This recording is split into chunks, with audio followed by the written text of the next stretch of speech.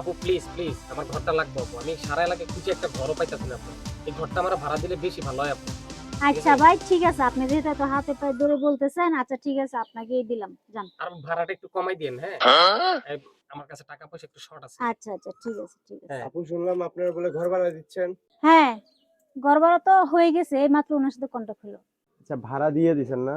আচ্ছা ভাড়া কত করে একটু বলা যাবে? ভাড়া ৩,০০০ টাকা। কি ৩,০০০ টাকা?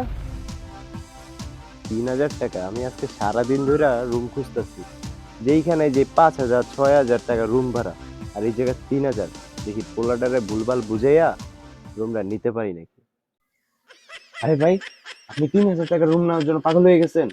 আমার কত পরিচিত রুম আছে, ১-১,৫০০ টাকার ভিতরে পাবেন। আর এখানে গ্রামের ভিতরে কি ৩,০০০ টাকার রুম আছে নাকি? আপনার রুম আমি দিব ভাই, আপনি টেনশন করেন না।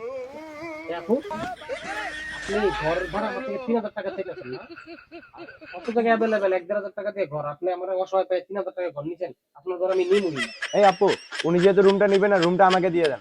আমি দরকার আপনাকে ৫০০ টাকা বাড়াই দিব।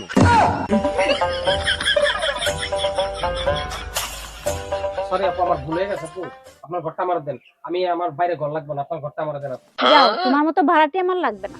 ও আমাকে ৫০০ টাকা বাড়াই দিবে, এই ভাড়াটি আমার থাকবে। তুমি বলছো না এই ঘর নিবা না? এই ভাই, আপনি ১ তারিখ থেকে ঘরে উঠেন।